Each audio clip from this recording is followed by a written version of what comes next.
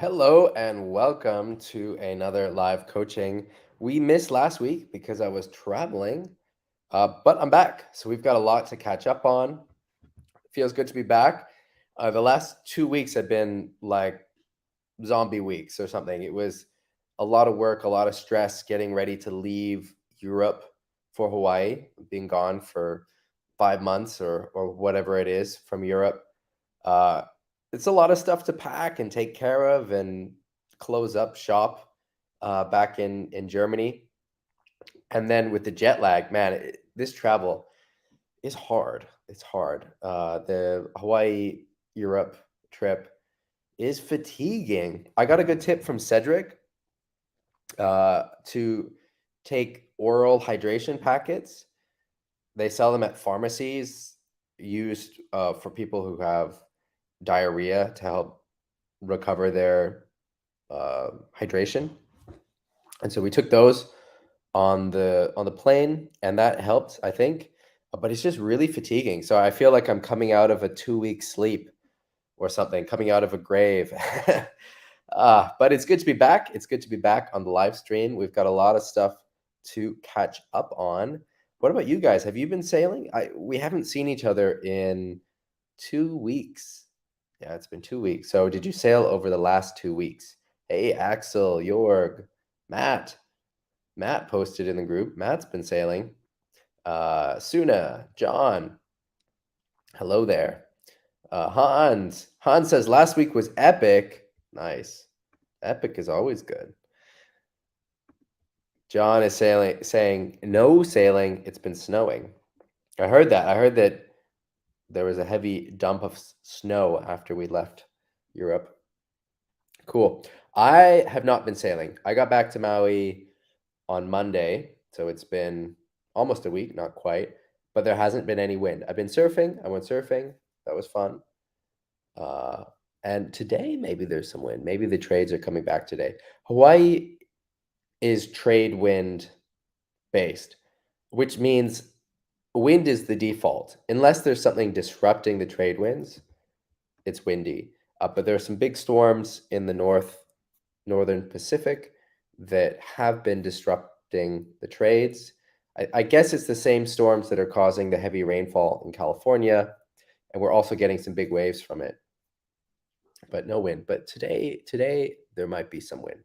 So when I get off the stream, I'll check the beach and see. The waves are huge.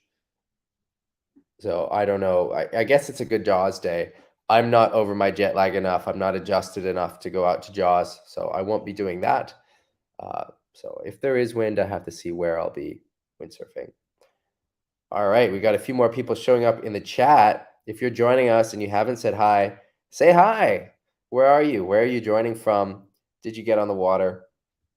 Hey, Luis, you sailed 3 days in a row, 3-4 overpowered. Awesome. Was that in Pals? Jorg, no sailing. Axel, also no sailing. Ragnar, cold and dark. Yes, I know the feeling. Hey, Dom Dom. Hey, Eric. All right, I'm going to load up the Facebook group and let's just get into it. We've got 2 weeks of content to go through. Where is it? Steve, we're going to talk about some of your 360s. All right, let's get this loaded up. All right, so let's start with, we're going to go reverse chronological. So here's a post from Hans saying, I want to focus on my position in the bottom turn as captured in the image. I added the video for reference, but there isn't much of a wave here, so not looking for any feedback on that. When I saw my friend with the camera, I decided this was a good opportunity to bottom turn in front and try to give my best technique for feedback. I remember trying to go super deep through my knees and extending my arms as far as I could, although the picture shows it much less than it felt. I'm quite happy with the bent knees position where I'm holding the sail. I think my hips should turn more into the turn, as you can clearly see the knees pointing forward. Okay, so this is a good exercise, but one thing I would add is that it's pretty difficult to do a proper bottom turn without a wave. Uh, have a little bit of a wave, but we can still see, oops, we can still see some of the,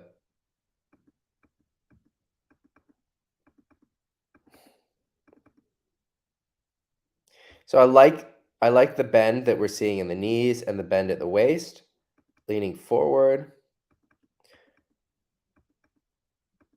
I think one of the biggest things to work on, Hans, is really think of leaning your body over. If you look at the angle of your body, it's still quite upright, the angle of the body to the water.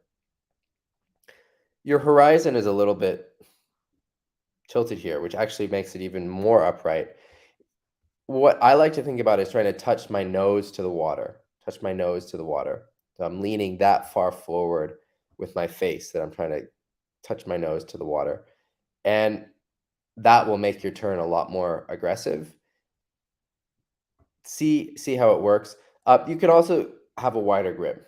You can almost always have a wider grip, but especially here we can see in that footage that your grip is kind of narrow. Axel says, oh, we've got a second Axel. Hey, Axel.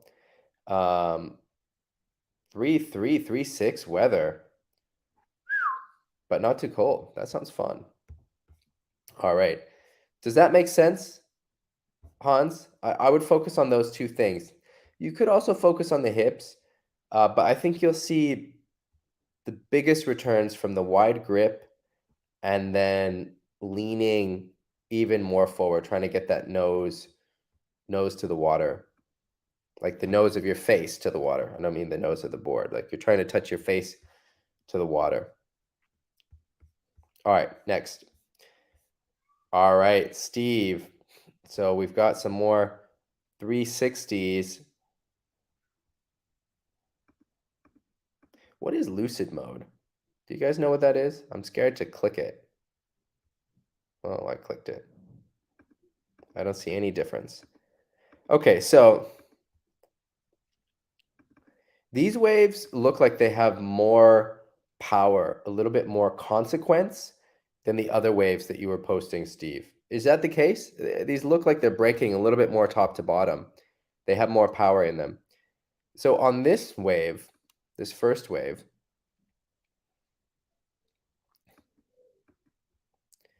this section here has enough power to kick you back inside the wave to make a 360. It's a pretty big section. I mean, this is almost the mast high section, right? That's solid logo plus. I don't know if that's too big to really go for it, because to do the 360, you have to really put yourself in the position where you're under that lip that's throwing you back inside. It doesn't feel safe. It's not a safe position to be in. But if you do everything right, it spits you out and forward and you're fine. So this wave might be a little bit big for going for the 360. You have to see what feels right for you. But this section is throwing enough to do the 360. The section where you're doing it is a little bit crumbly and you're not going to get really enough projection. This corner is also providing enough force to do a 360. This is a beautiful section for doing a 360. This corner section here, at kind of at this moment, hitting it here would work. That's 360able. And then a little bit later here, and then you're kind of hitting it a bit on the closeout, but it could still work. I don't know what the wave looks like before this, whether you could have set up a little bit more upwind to try to get to this corner. But again, it's a pretty big section, and I don't want you to be too uncomfortable when you're going for your first 360s, because the position that you have to be in for the 360 in order to make it back in the wave is an uncomfortable position. It's not going to feel comfortable. It's not going to feel safe. The safe position is going off the back of the wave. If you want to land in front of the wave, you've got to hit it so inside that curl that it's going to push you back around and back inside the wave. And so if you're doing it on waves that are mast high, you might not feel comfortable. And so then you want to change your expectations. All right, let's look at the next attempt after this. So here, this section is a 360 section. You could do a 360 in there. Also in here, I think. Let's see what happens with this wave. Yeah, so this, you see how this lip is coming down? There's power in this. But what you want to be, instead of here on this corner, you want to be here. Can you see the difference? So the force of the wave is right here. And where your board is now is too on the edge of it. So you're not transferring that force as much into the board to get pushed back in front. So you want to be here. It's like a meter closer to the power source. Does that make sense? Jorg is saying, what is the smallest wave height that makes sense to practice wave 360s? That's a good question. I think you can practice them on very small waves. You can practice them on waves that are knee high and go out the back, but you're working on the rotation. The smallest waves that you can land 360s are also knee high, but it gets more technical. The smaller the wave, the more technical it is. It depends what the wind is doing. In Pozo, with very strong onshore winds, you see a lot of 360s on knee-high waves, waist-high waves, because they're using the wind more than the wave. But I think you can go pretty small for learning wave 360s. For doing the kind of 360 that Steve is trying to learn, I think the ideal wave height is around head high. The wave isn't so big that it's scary, but it still has the force and the space to put your board to get kicked back inside. Because the other problem with the small waves is it's hard to find the space to fit your board because your board is so big compared to the wave. All right, let's keep looking at these. All right, so again, this wave is also offering 360 potential. Steve, I really like this position here. You're leaning into the turn. You've got the sail sheeted out. You've got that front hand close to your hip. Great, great, great.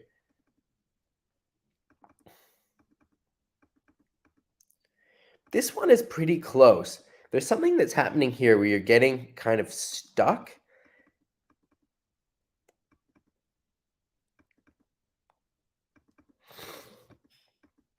I think with this one, you get a little bit stuck in your projection. And I think it would be better for this kind of 360 to aim. It seems like you're aiming up here somewhere, to aim really inside this curl of the wave, like you're trying to do a cut back the other direction. And that's a different kind of 360 than we've been talking about when we've been talking about your 360s. But for this setup and this kind of wave, that's what you want to look for, is doing almost like a cut back the other way. And so you'd be aiming just a little bit more in this curl and getting that board a little bit more on the edge. So you see how the board is pretty straight, which is great for more down the line 360s. But for these really carving beyond 12 o'clock 360s, you want that board to be angled so that when the wave hits it, it carves around, completing the turn. Whereas if it's straight, then you're getting projection and you're getting pushed up or out. Does that difference make sense? So you want to get the angle of the board relative to the wave rather than straight on. You want it a little bit on it'll be your heel side, right? No, your toe side. Getting kind of confused with the image, but your toe side rail more engaged. So then when the wave hits it, it will push it into the turn. But this is close. I mean, this is not far off, that one. Oh, nice back loop. Nice back loop. Cool. All right, Steve, does that all make sense? Here's a 360 sequence that Mario posted.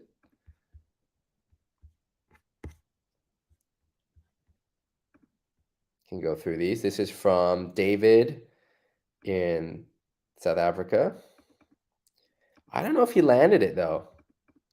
It's pretty darn close to being landed, but he might have gone off the back. But it is a nice sequence of an aerial 360. He's a good sailor. All right. Tomas asks about sailing Plage de Toular. I don't know if I'm saying that right. I'm probably not. Some discussion there. I don't know about that. All right, Steve has some more video. All right, let's see. Steve, you're getting so close. Nice back loop. All right, here's another 360. So this you can see that the wave is just not throwing. So I can tell even from this moment, even though your setup is great, you're sheeted out, that the wave is just not throwing enough. It's hard to say if this wave was ever throwing enough.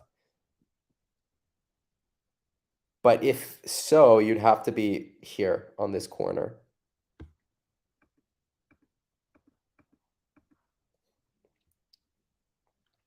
All right. Second go. Your setups are good. This is a lot closer. And you can see, look, you make it back inside. Now you're not making the 360, but you can see when you hit that power section right like that, bam, you get back inside. You're a little bit late. With the 360, it's better to be late than early for landing it inside, but this is late. The other challenge is that the wave is closing out. So if you'd been a little bit earlier, I don't think it would have been an issue, and you would have maybe made it. It's that split second earlier. So you want to hit it. Here, we'll find the moment where you want to hit it. So you want to hit it.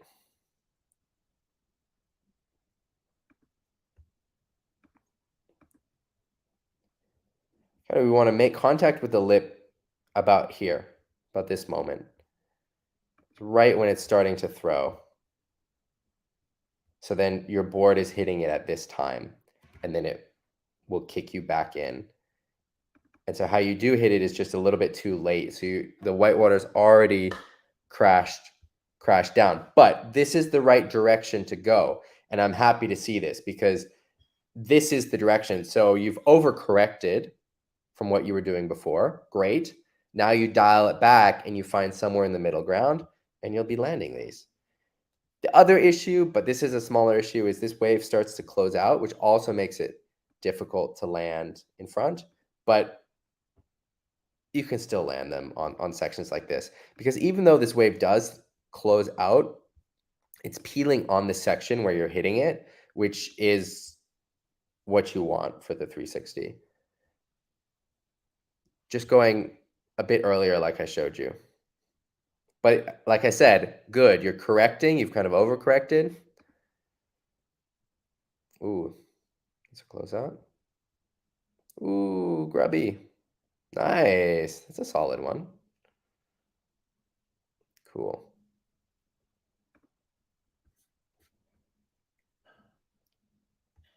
All right. Did anyone join Axel? Axel, you're in the chat, right? How was this session? All right. We've got back loops from Rob.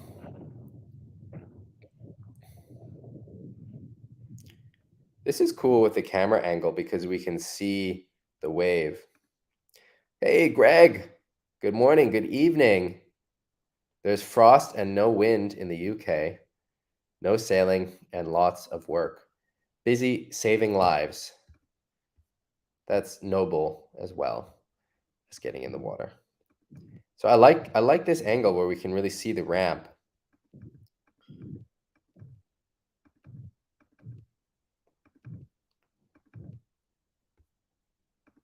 So how you approach the back loop matters so much. The takeoff is so important, as well as the ramp.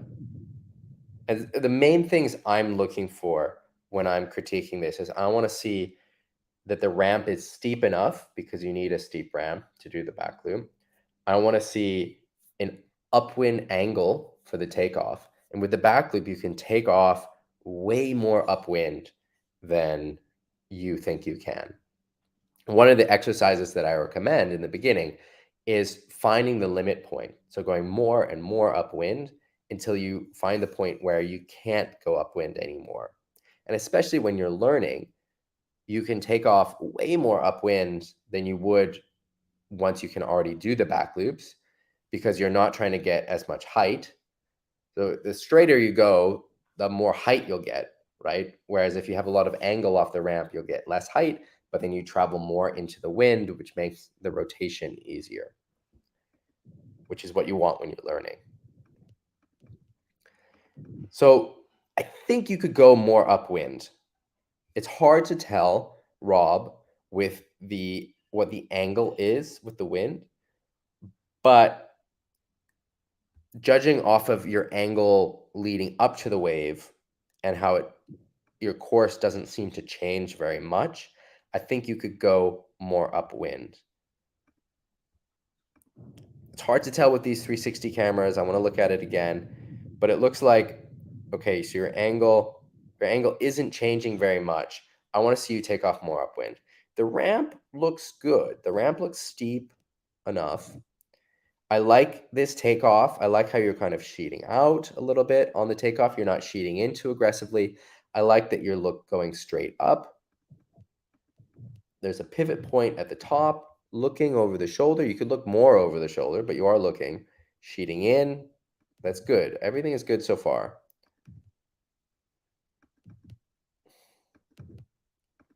I don't like this sheeting out. That will cause you to start rotating a little bit more.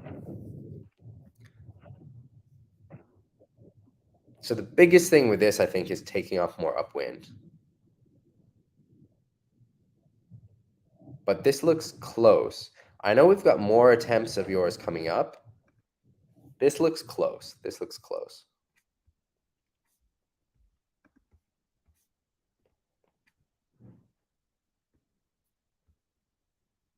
This is good advice from Thomas about moving the rig more forward, going down.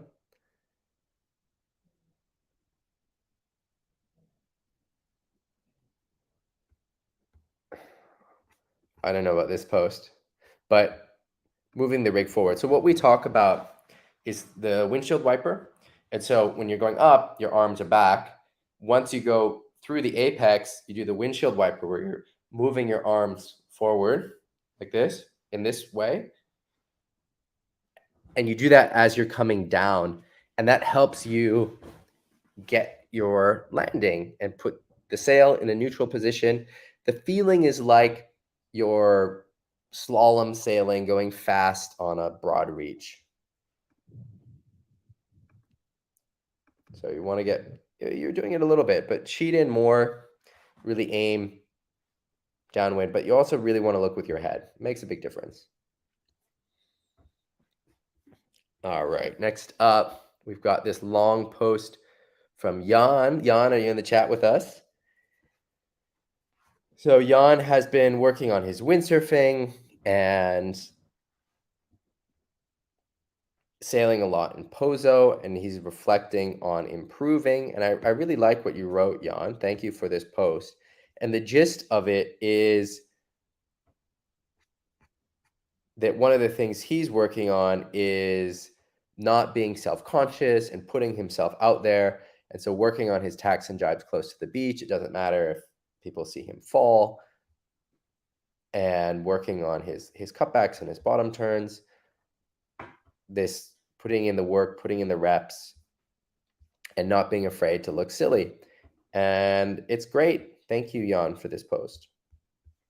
All right, next up, we've got more back loops from Rob. Let's pop this open and go through these. I'm going to turn off the music.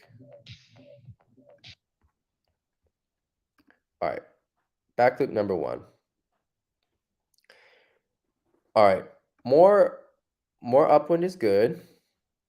There's a little bit too much rotation off the ramp though, as well as travel forward. So I want to see you travel straight up. The back loop is an up and down move. It's not a horizontal move. Up and down, vertical. It's in the y-axis, it's not in the x-axis. You just want to go up and down. And the more forward travel you have, the more difficult it becomes. So you can see there's a lot of forward travel going on here. And there's a lot of rotation. So this is starting to turn more into a push loop rotation. You have to be very careful with these. The back loop that you posted earlier was definitely a back loop rotation, but this is starting to look like a push loop rotation where you're getting some rotation off the ramp. You're sheeting in very aggressively off the top.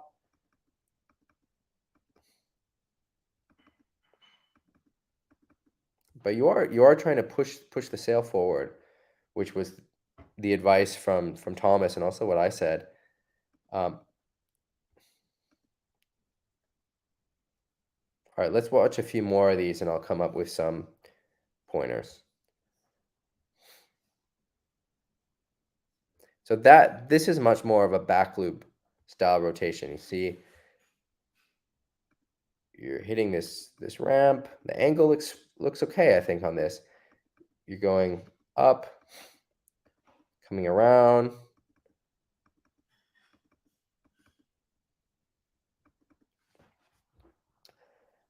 I guess not getting enough height. So one of the things you can do to make up for the height is taking off even more upwind. And that's how you do the micro back loops.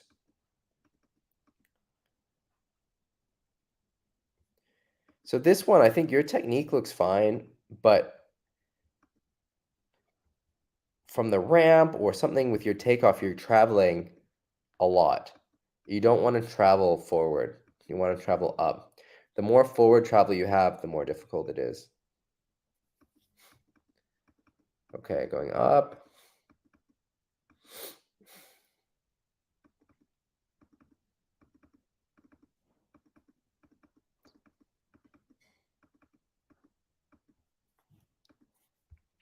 So this one is interesting. It's a little push loopy.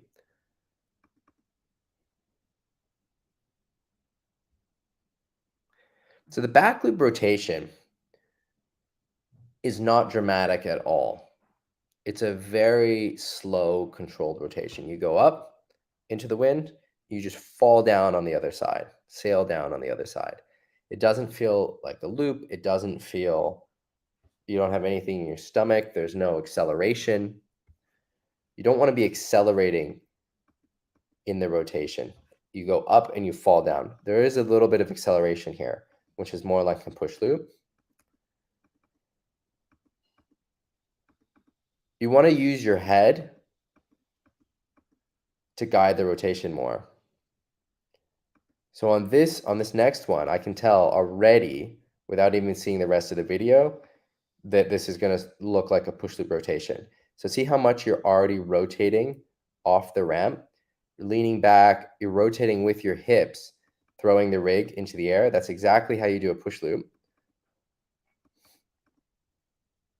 Boom, push loop. I mean, you're almost landing this push loop, which is great, except if you're training push loops and back loops together, it can be very difficult to differentiate them. I recommend learning them one at a time. Learn the back loop or learn the push loop.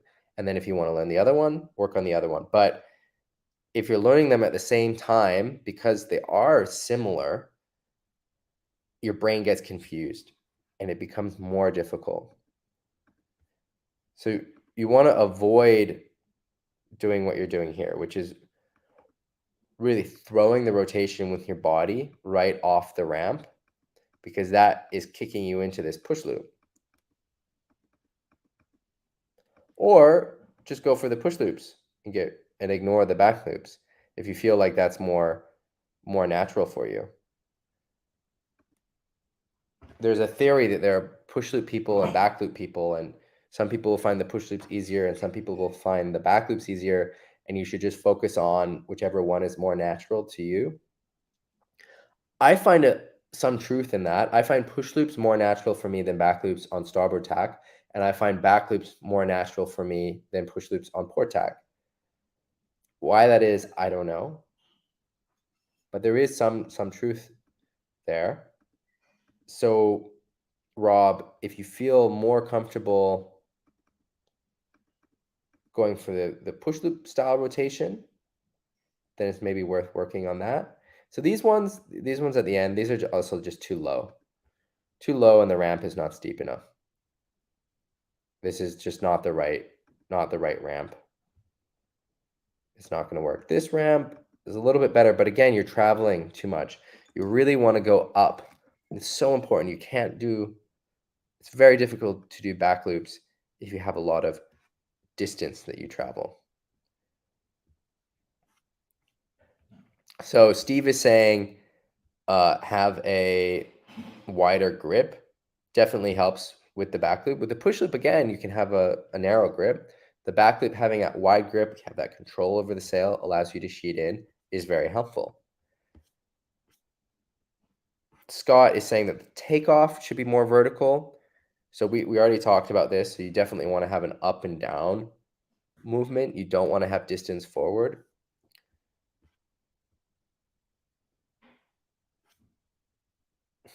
Tomas is showing some of his back loops. Slightly different camera angle. You can see him going up, kind of sheeting out, and then sheeting in. Rob, are you with us? Are you in the chat? It'd be good to get some feedback from you if you are. So I think you need to figure out whether you want to work on push loops or back loop. And then having that wide grip will be helpful for the back loops. So Nicholas is saying, what about learning the push rotational back loop that you sometimes can do on small waves? I'm not sure what you mean by that, Nicholas. Do you mean a push loop, or do you mean the micro back loops that are a little bit more rotational? I think micro back loops are a great place to start for learning back loops.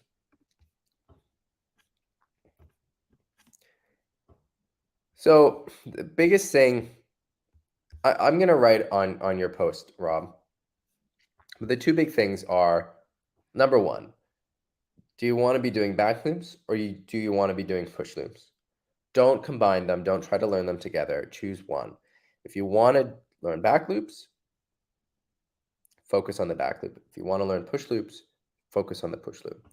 For the back loop, and I'll talk about the back loop more than the push loop because your post is labeled back loop, so I'm going to assume that you want to learn the back loops.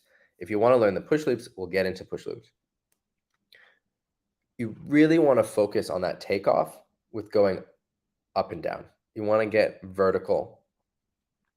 It might seem like a small thing, but if you have the wrong takeoff, no amount of technique in the world will help you. The takeoff is huge. The takeoff is very important. You want that vertical takeoff. You got to go straight up into the sky. You don't want forward momentum. You want all of your momentum to be up and down, that y-axis. A little bit of x-axis travel is okay, but you want to aim to avoid it. Take off into the wind. So you're sailing up with that board going into the wind. Or you can think of sailing on the wind. So the wind is starting to come underneath the bottom of your board, which also will help you to get more height. And use your head to help you rotate. So really at that apex, look over with your head, push the sail forward where you want to travel. And like Steve says, having a wide grip will help give you more control. Those are the main things for the back loop. I'm a little bit worried because the direction, you don't want to be going more towards push loops. The video that you posted before, you're very close to landing this back loop. This earlier video is very close to being a perfect back loop. You're traveling up, coming around. This is very, very close. You don't want to go more, if that's what you're trying to do, which I think it is, you don't want to go in the direction of push loops. So some of the progress, like we see in these videos, you want to unwind. You don't want to have those whippy push loop rotations. The rotation should not accelerate. You should not whip. The back loop rotation does not accelerate. It is a slow, constant travel. You go up into the wind and you fall down the other way, sail down the other way. You're not accelerating. The push loop, you do accelerate. The forward loop, you do accelerate, not with the back loop. So if you are accelerating, if you feel a whip in the rotation, you're doing something wrong. It's time to step back.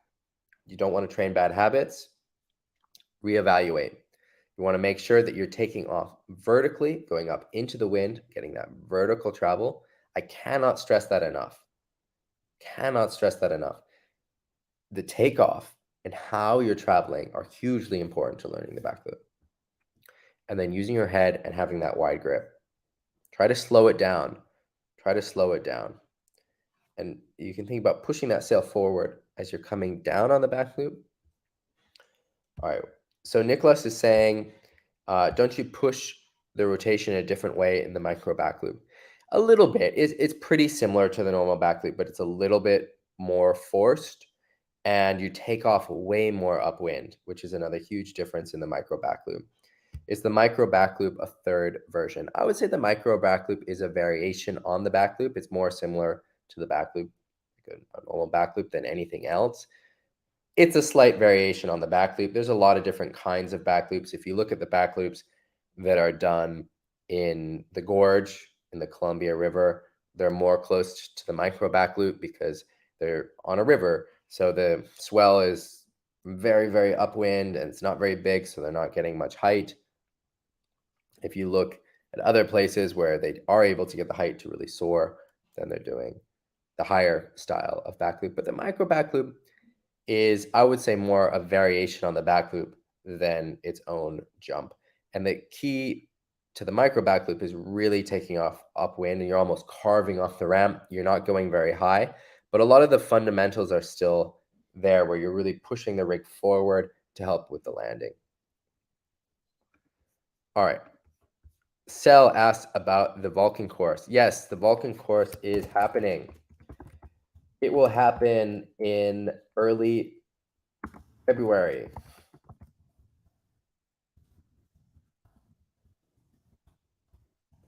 Info will be posted in the group. You'll be able to sign up for the course either today or tomorrow. I have to set up the page to sign up, and I will post it in the group. But yes, it's happening. All right, Tomas is also working on the 360s. He's inspired by Steve Thorpe. This one is actually pretty close, Tomas. This is pretty close. So it's a little bit difficult with these angles to see what's going on, but I'm going to try my best. I want to make this bigger. How do I make this bigger? Is that any bigger? I'm not sure. Okay, so your bottom turn. So one thing I'd like to see, Tomas, is holding this front hand closer to your hip. So you want this front hand to be closer to your hip as you're coming up the wave. You don't want to move it there as you're about to hit the wave. You want it to be there from the beginning or from early on, not the very beginning of your turn, but from early on. It's hard to tell what the wave looks like, but the angle seems okay, and you're getting pushed back inside the wave. I think if you had your hand on your hip, you would have made this, because then there's more room for the sail to come forward. So then at this moment, what you want to do is then push that front hand, pull in on the backhand. And because this front hand is sort of away from your body, there's not a lot of room for it to travel forward. But if it had been on your hip, there would be more room, and then your sail would be more out of the white water.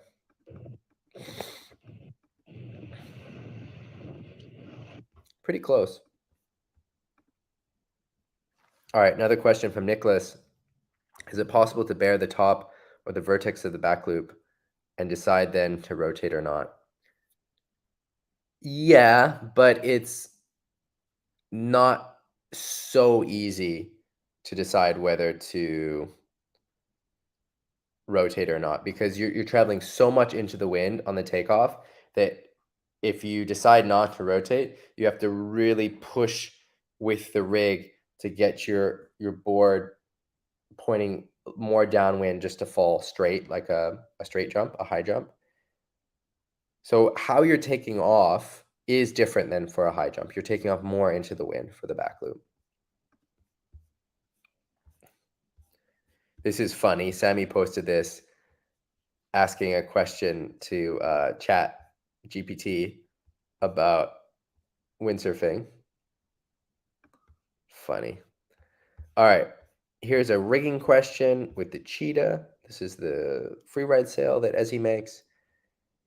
And I'm not sure if I totally understand the question, Michael. Welcome to the group. But I think it's about the amount of extension that you have. You can do less extension. You could get the pulley all the way down to the bottom. The amount of extension that's printed on the sail is a guide to make sure that you have enough room for the pulley. But if you have extra space, then you could go down a hole in your extension. But this is not excessively too much extension. I think this pulley is threaded. Is it threaded right? I don't think so. I have a video about how to thread these pulleys. Basically, you go, I have a little rhyme. Can I remember it? Can I remember it? It's, I think it's outside, outside, under, under. No, sorry.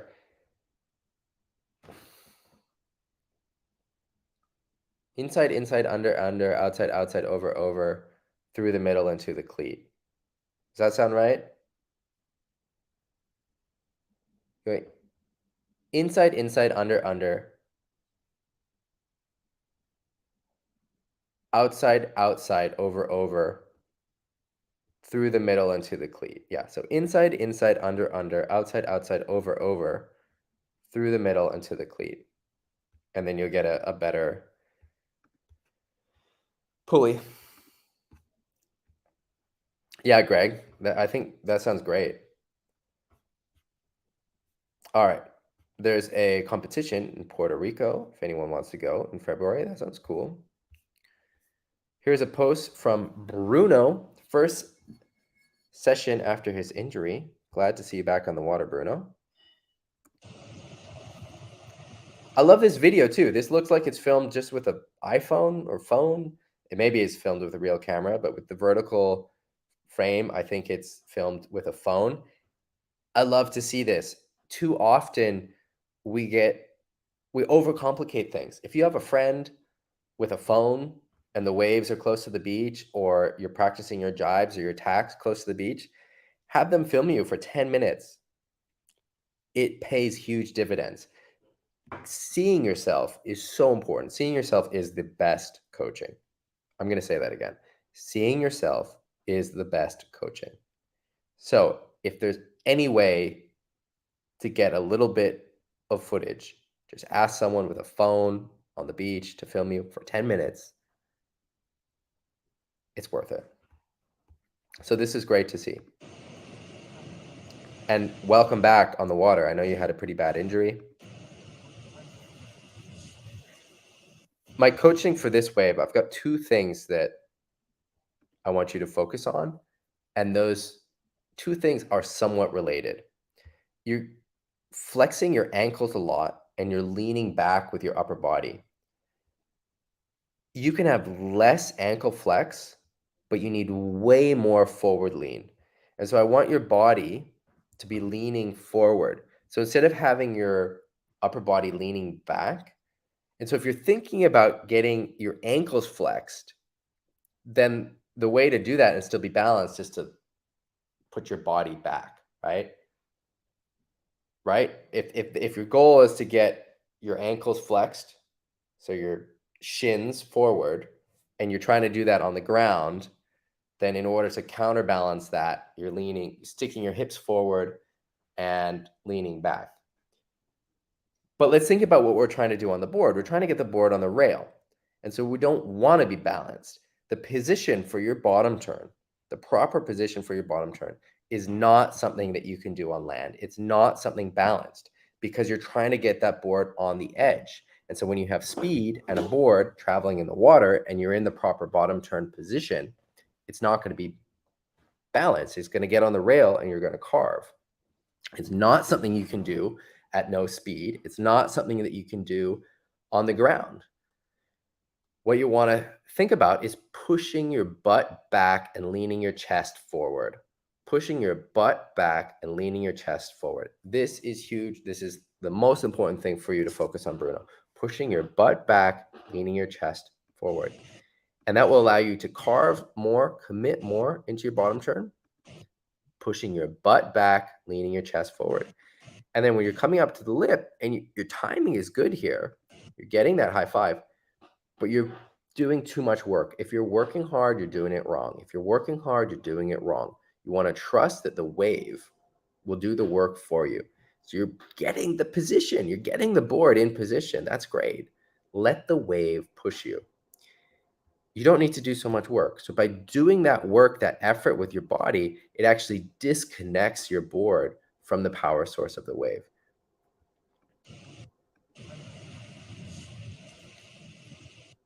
All right, let's watch another one.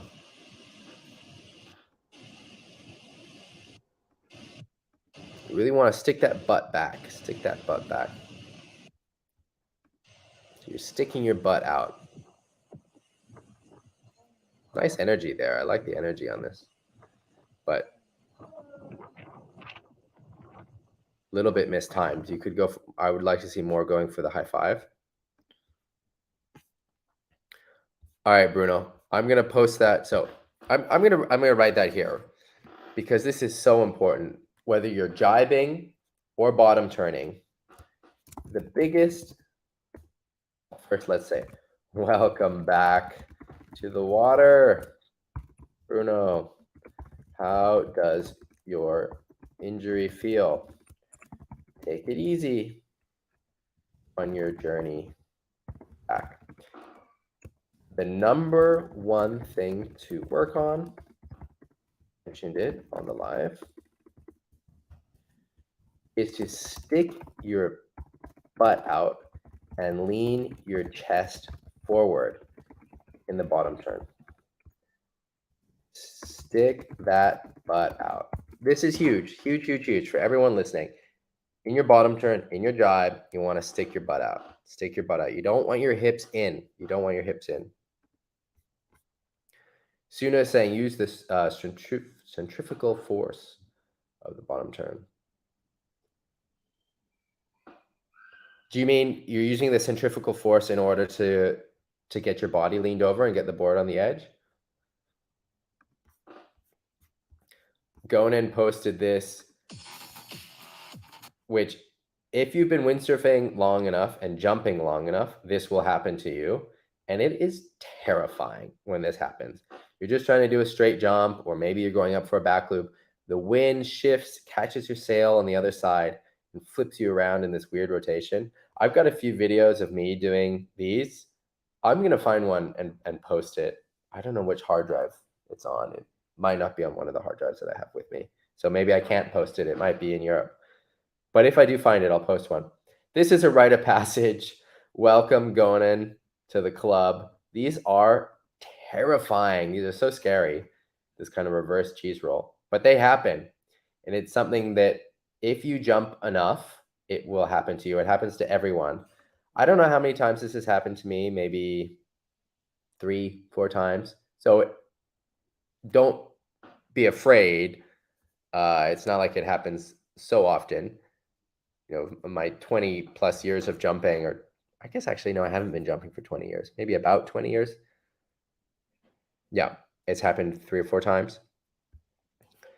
But it's terrifying. This moment where you're going up and the wind comes from the other side and you start rotating. Oh, scary. All right, next up, we've got some posts from Matt and Luis. Your post is coming up. Stay with us. Your post is coming up. All right, so Matt had a good session. What does that mean?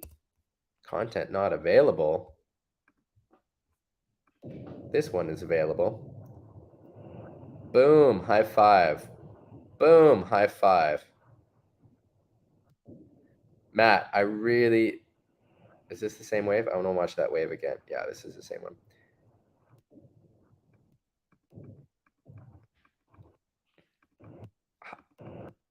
Going for the high five, and I really like coming out of that turn and going right into the next one, into the next high five.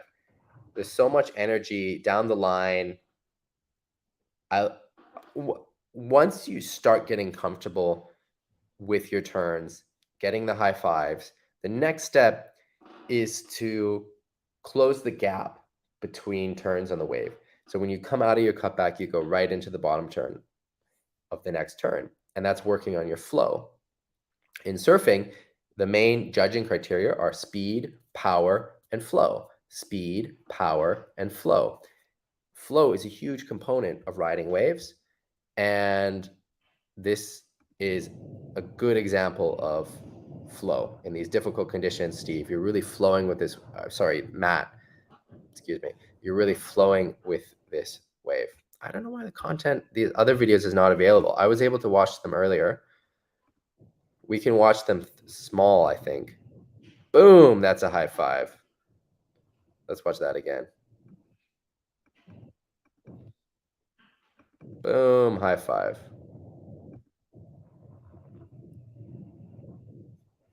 All right, let's watch the small ones, the ones that didn't. I don't know why that doesn't play.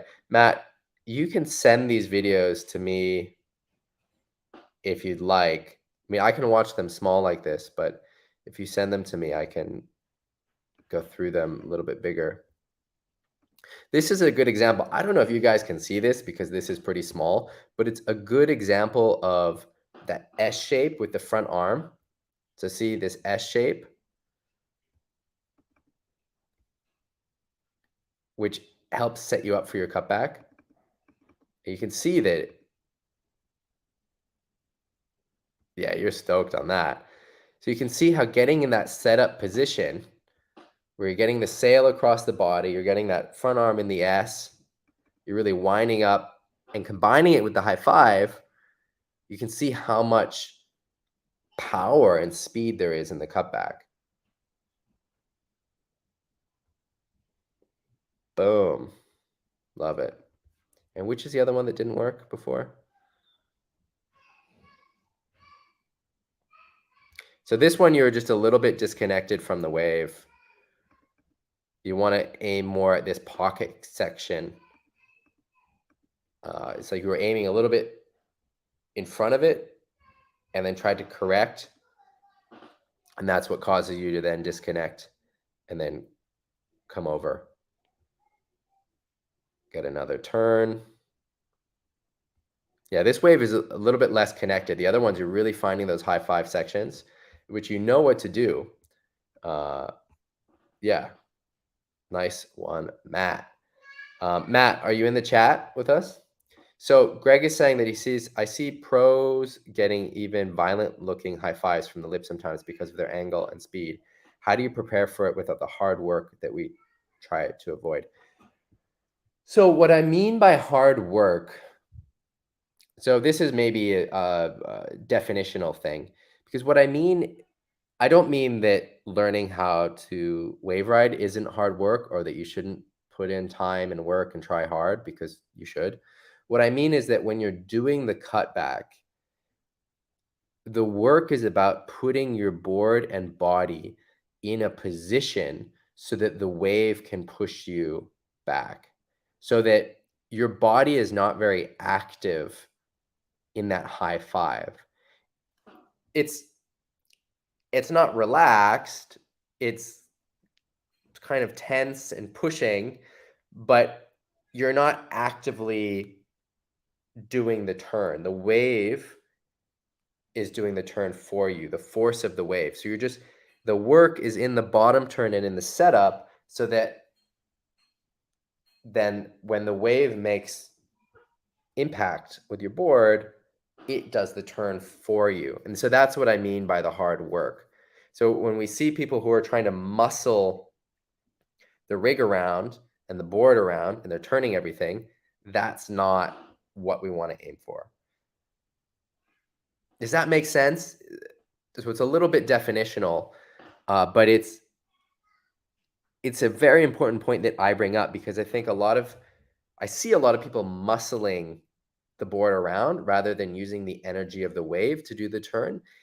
And because we're so used to, in the gym or wherever else, if we feel like we're muscling things, we feel like we're doing it right, but that's not how it is in the waves. And so you want it to feel kind of glidey and loose and very connected to the power of the wave. So then you're flying and accelerating rather than muscling the turn. Does that make sense, Greg? So we're getting a little bit stuck in semantics, but I hope I've explained it enough. If I haven't, I can keep explaining it. So Greg, does that make sense? All right, Matt. First of all, bravo. Great. These are awesome.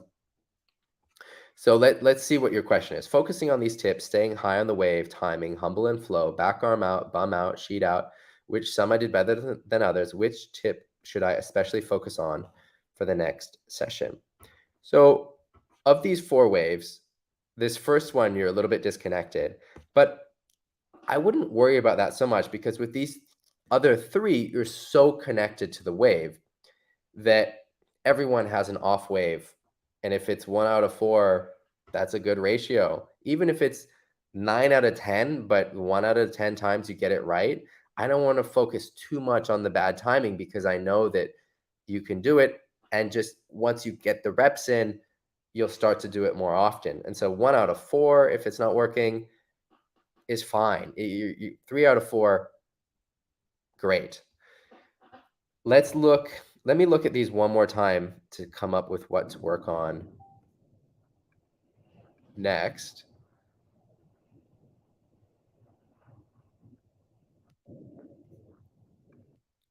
I don't know why the content is not available. I think these are a great, these clips, I don't know why this doesn't work. Matt, maybe, I think what you should do is transfer me these clips. You've got my email. Transfer them to me, and I'll go through them. The biggest thing that I see here is a celebration of all of these techniques that we've been talking about over the last couple of years really coming together. I mean, it must feel great. I mean, I can see you claiming the 3rd clip there. So it really must feel great. In terms of what comes next, I'd have to look at the footage more closely, and it's hard. Facebook's not letting me do it for some reason. So if you could just transfer these to me, and then I can take a closer look, and then I'll do a post in the group. I think that's probably a good next step. One thing as well to do is just to keep focusing on these aspects, focusing on what you're already focusing on, getting the butt out, getting the timing, staying close to the wave, really focusing on the timing, that flow. So one of the things that I notice in that second wave that you do really well is you're going straight into that second turn.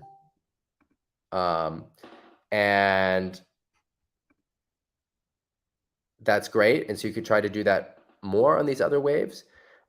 Keep refining these techniques that you're working on, getting that S shape in the arm like you have, would be really good. And the other thing you could focus on is getting the hips a little bit more turned into the turn. That's a small thing. I mean, you'll find that when you do that, you'll be more front-footed, your board will be more engaged in the bottom turn. Also can help you kind of wind up into your cutback. So I would say that would be the main technical thing that you're not doing as much of that you could start working on. But you're on such a good journey, and I really am proud of those clips.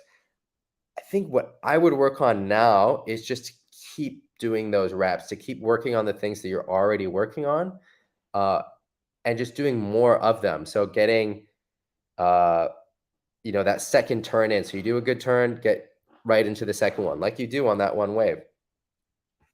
Uh, but good, you're great journey. Um, Greg is saying extended knees would sound not right for the high five, but with bent knees, I expect a lot to resist with my quadriceps muscles. Yeah, you don't want to have your legs straight on the high five. You can actually, but you want to have more bend in the knees. And then it's sort of like you're just pushing the board, but you're not trying to do the turn. It's like you're just pushing the board onto the lip. Does that make sense?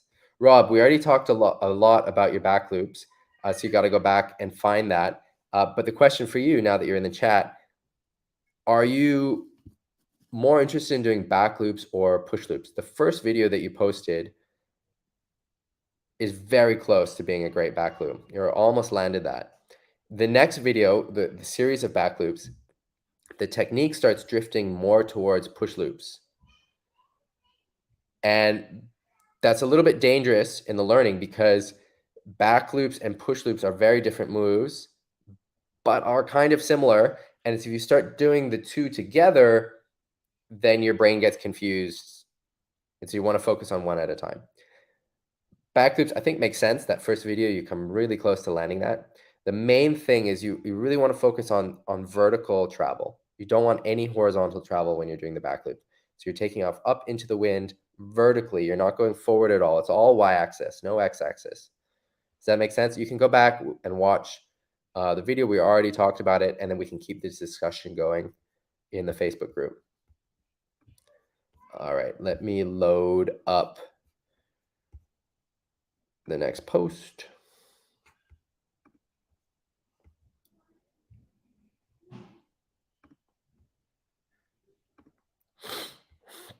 All right. So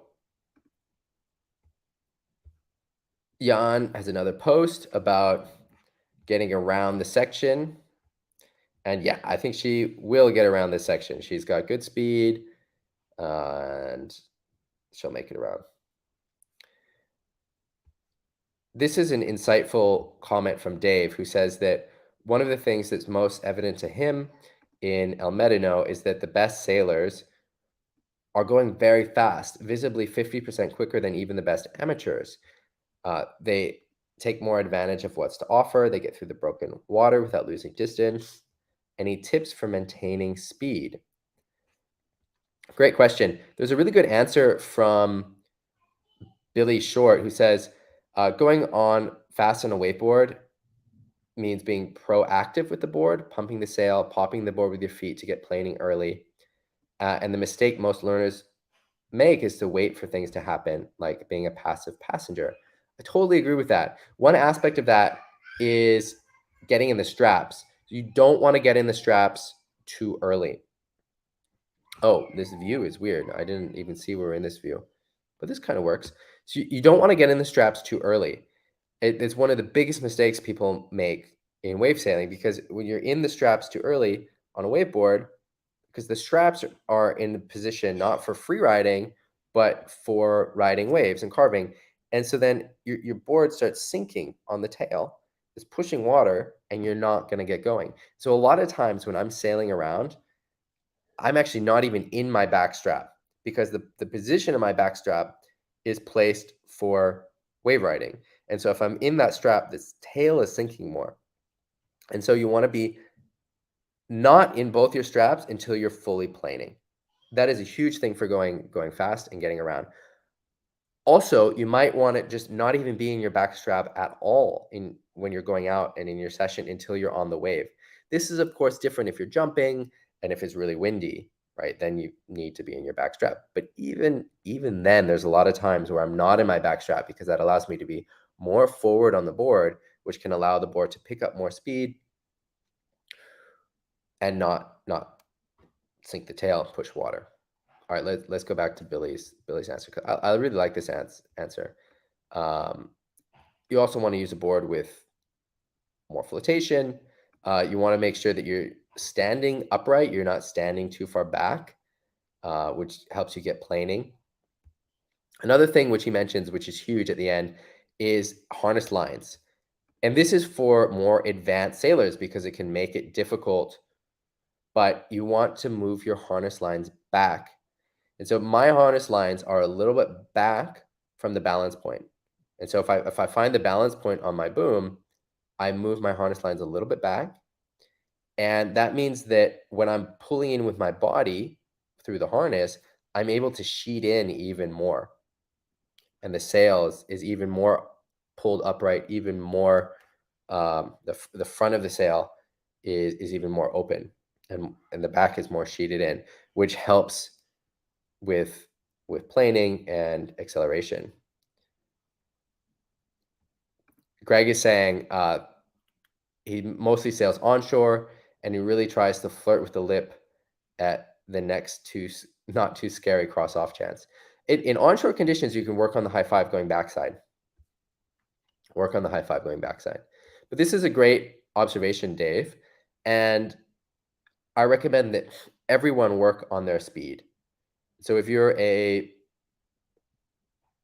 wave sailing enthusiast, when you're not on a wave or you're not jumping, focus on going fast. See how you can move the sail, move your body, move your feet to go faster, because Dave is right. The faster you go, the better it is. The higher you can jump, the more waves you catch, the easier it is to get over whitewaters. There are so many benefits to going faster. So work on that speed.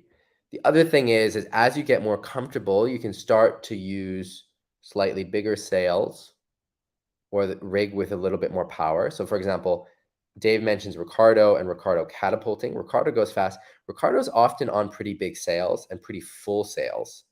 So he's got a lot of power in the sail. And he likes that. And he has the ability to control it. But that also means that he maybe catapults more because of the sail has more power. If you don't have the skill to handle it, that's going to be uncomfortable though. All right, next up, we've got this post from Luis in Pals. Hold up, we got a couple questions. Hello from Cape Town. This is Caro, who feels like she's not progressing on the 360s. Do a post in the group. We'll help you on the next step for the 360s. Do a post in the group. We'll help you get there. Try and get some photos too. All right, and Hans is saying, what about Robbie Nash style back strap for riding not on the wave? 2 straps behind each other in the back. Yeah, I'm not into that. That's kind of old school, kind of funky. I don't think you need it. But if you like it, if it works for you, go for it. But I don't think Robbie has used a board like that in over 20 years. All right. Luis says he's learned a lot from the group and he's been improving a lot. He's been focusing on the high fives and looking for the right section, working on flexing his knees and his back more, and moving his hands on the boom, which is something that he knows he needs to improve on. All right, let's look at the video.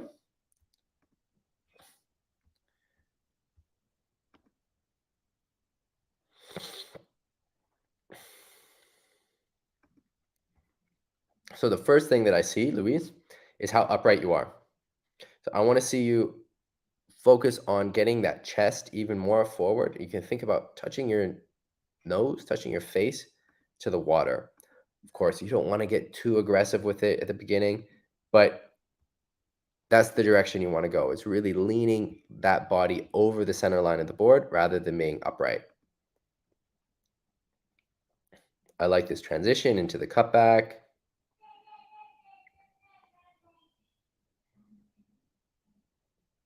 These waves look difficult to ride, though, and you're doing a good job of managing it.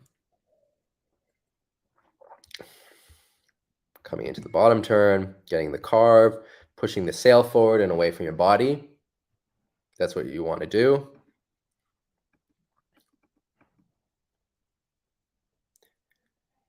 So here, you could, again, lean even more forward, try to touch your face to the water, and aim for a power source that's closer to where you are.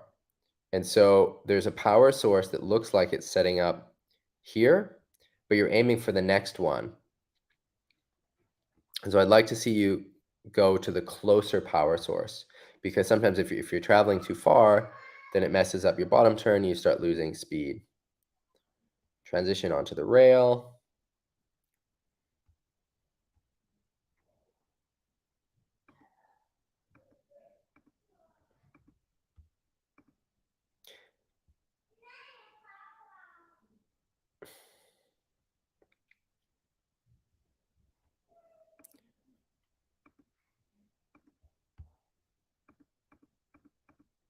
I like this low, hanging from the boom on the cutback.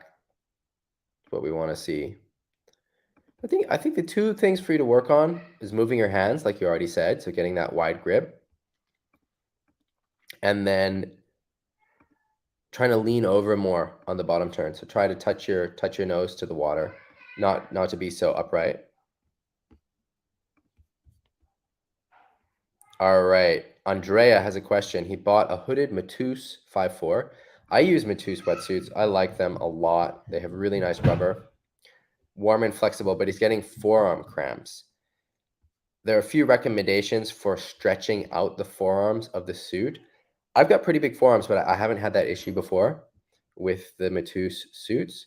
But it seems like you can do it with some water bottles. I guess those are the like 1.5 liter water bottles in the wetsuit, and you just stretch out the forearm. I guess that is something to try. It's really difficult with wetsuits because everyone has different body types, and it's something that I've tried a lot of wetsuits, and one of the reasons that I like the Mateus wetsuits, not only because the rubber is good, but they also just fit my body. I have a few friends who swear by custom wetsuits, and so they get bespoke wetsuits that are made to measure for their bodies, and they say that it makes a huge difference, and I think there's a lot of truth in that, and it's difficult buying a wetsuit off the rack that might not fit your body exactly, because then it's too tight and you get cramps, or it's too loose and it fills up with water, or you get cold, or whatever it is. But it sounds like the suit fits you otherwise. And so then I would just gently try to stretch out the forearms as is suggested by the other comments.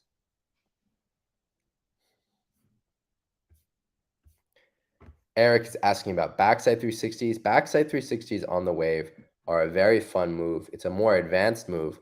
You want to make sure that you're doing the lay down backside turns before you go into the backside wave 360s. We can talk about them. I could even do a course on backside 360s if we get enough people interested. The main thing, Eric, to work on is getting as low as possible on your backside turns. So on the backside turns that you're doing now, get your sail as low as possible, and that will help train you, get you set up for doing the backside wave 360s. Welcome to the new members of our group. And just like that, we're caught up. Wow.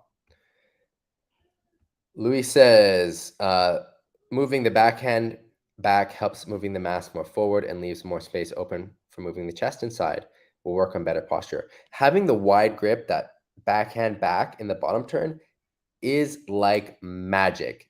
It makes so much difference. Like, don't even listen to me.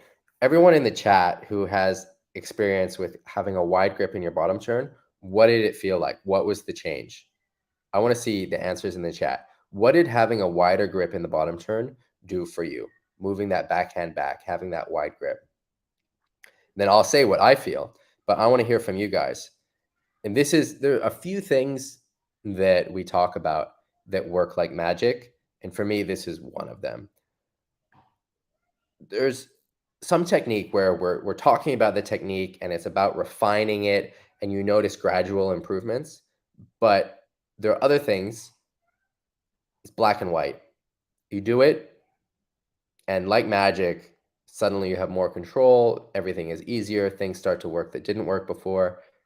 And for me, having that wide grip in the bottom turn is one of those key techniques. So I want to hear from you guys. Let's see in the chat what your experience is. So Jorg is saying, for me, the bottom turn got way tighter with the wide grip. Definitely agree with that. You have more control. You can bottom turn tighter. You can do narrower arcs. You can also handle stronger winds. So this is especially relevant in onshore conditions because you have so much more leverage on the power of the sail, right? With that wide grip, you have so much more leverage on the power of the sail. So you don't get pulled around by the sail more when it's onshore. You have more control if you have more power in your sail. Rob is saying that a wide grip in the bottom turn moved the sail forward and allowed him to lean more into the turn. Yeah, also allows you to push the sail more, allows you to have control over that sail rather than letting the sail control you. So rather than having your body be pulled around by the sail, you have power over the sail, so you're controlling it. Eric is saying more control in the onshore clue first position, easier to avoid backwind. Yes, yes, yes, yes. Like when you have your hands close together and you're doing that onshore bottom turn, going clue first, it's so easy for the wind to just flip the clue on the other side and then it hits you in your face and you fall on your back. So these are great. So that wide grip, Luis, will make a huge difference. It's like, really, it's like magic. Wide grip on the bottom turn. All right, guys. Oh, we've got another one from Greg. Greg says, I got to dominate the sail and the board with the wide grip and helped become more front-footed ultimately. Yep, great. All right, we are caught up. We've gone over everything. If you have questions, comments, videos, everything else, post it in the group. I'm going to be around next week, Sunday. I'm going to be around for a while. Pay attention in the group. Vulcan course. The sign up is going to happen today or tomorrow. I've just got to get the landing page set up. Doing it through a different platform. I've also got to catch up on all the Patreon stuff. I had to pause everything. There were like 2 weeks now where I had to pause working on this stuff because of leaving Europe and traveling to Hawaii. So now I'm catching up where I left off 2 weeks ago, getting the new platform set up for the Patreon members and getting the Vulcan course set up, as well as other things. But you'll find everything in the group. All right, everyone, take care. Have a good week. I hope it's windy for you. Post in the group if you have questions, comments, concerns, videos, photos. You guys know the drill. I'm around. Now I'm settled in Hawaii. All right, take care. I'll see you next week, Sunday.